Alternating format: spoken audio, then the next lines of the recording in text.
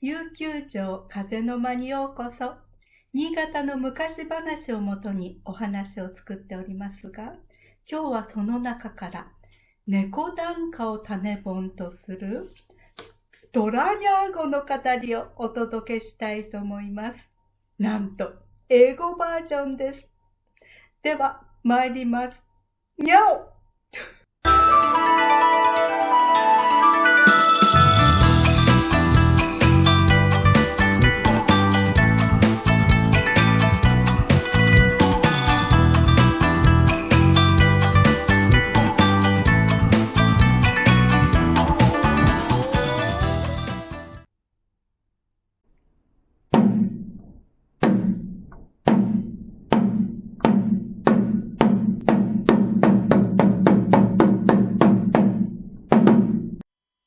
Tora Nyago tells her story. A cat is quietly taking a nap beside you. You should not underestimate such a cat because it may be casually watching you. It may be giving you some unnoticeable little inspiration, and it can even make you take action. As Tora the cat saved Nishiyama Nikko's temple, this kind of cat might have a hand in your fate. The people who read the story from Niigata's Folktale Volume 2 entitled Neko Danka unanimously expressed their wonder. One of them said, "Why did the princess's coffin rise up high above the ground, and why did it stay there?" Another was wondering, "Is Tora controlling the princess's coffin?" One more stated, "I wonder what kind of creature Tora is." Then I interviewed Tora. Here's her story. I'm Tora Nyago. I attended the emperor's daughter. The princess enjoyed playing kemari, the nobility's ancient pastime of kicking a ball up in the air. I was the princess's playmate. "Tora Nyago, here you go." She kicked me high up into the air. Saying, "Nyago, Nyago," I flew high above the ground and landed at the princess's feet. Again, the princess kicked me up. "Here you go, Tora Nyago, Tora Yaya." I flew up and landed at her feet. "Nyago, Nyago, Tora Yaya." I flew up and over a willow tree. Nyago. I flew up and over a cherry blossom tree. Nyago. How happy the princess was when I landed right at her feet. "Wow, Tora Yaya, Tora Yaya. Nyago, Nyago, Tora Yaya." Day after day, we played the same game. As the days went by, the princess said, "I want to fly too." I helped her fly in the sky. "Princess, here you go." The princess flew over the willow tree and the cherry blossom tree too, shouting out, "Nyago, Nyago, Tora Yaya." She landed at the foot of a tree. The princess was delighted and clapped her hands. Then the princess requested, "Tora Nyago, fly higher and higher." "Tora Yaya, I will fly higher and higher." "Tora Nyago, here you are. Tora Nyago, Tora Yaya." The princess kicked me up with all her might. I used every ounce of strength to fly high. I could easily fly over willow trees, cherry blossom trees, maple trees, and pine trees, riding on the wind and riding on a cloud. "It's great! It's great! What a great view! I'm flying high above the ground. I was able to see the capital." Tora Nyago, Tora Nyago, Torayaya. The princess's voice gradually faded off into the distance. There came a tremendous gust of wind from the side. Ah, ah, achoo! It was a goblin sneeze. As I was thinking to return to the princess, I was blown away by the goblin sneeze. Sitting on my cloud, I was blown far, far away, crossing over the mountains in the land of Ichigo.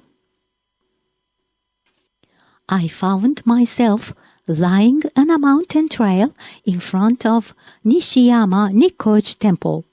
The wife of the priest of the mountain temple found me completely exhausted and took me to her temple. I leisurely spent my days there, napping day after day. How long have I been dozing? Even though I was hungry, such a poor temple couldn't provide a hearty meal. One day, the wife of the priest served a special dish of fish, which was a very rare occurrence. I was so happy and immensely enjoyed eating it. I immediately felt refreshed and became energetic. When I was walking on a mountain trail, I heard the princess's voice. Tora Nyago, where are you? Where are you? I want to fly. I want to fly. Because I had been dozing every day, I completely forgot about the princess. The treat of fish I enjoyed gave me back my strength. Princess, I'll be there soon. I flew straight back to the capital. However, the princess was lying in a coffin and kept saying, Tora Nyago, I want to fly, I want to fly, Torayaya. I knew I had to make her fly. Princess, here you go, Torayaya. When I said this, her coffin started to rise. It started floating gently, passing over willow trees and cherry blossom trees, over maple trees and pine trees as well, and it came to a dead stop in the middle of the sky. How long has it been since I played Kemari with the princess in the emperor's garden? I seem to have gotten older, and the princess has grown up too. But she is now in a coffin. The power I got from the fish at Nishiyama Nikkoji Temple ran out. The princess's coffin was luxuriously decorated and very heavy. I was neither able to raise it higher above the ground nor gently lower it back to the ground.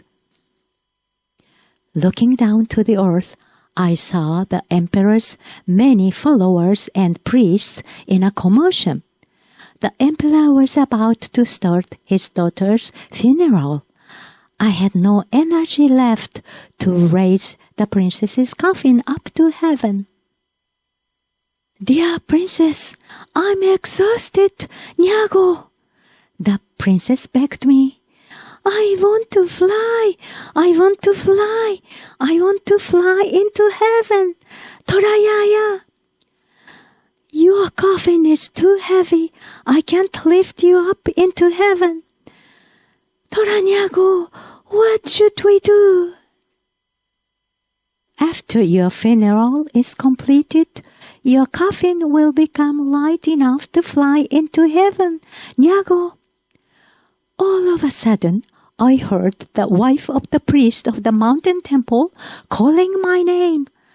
Toraya, Torayaya, where are you? That's right.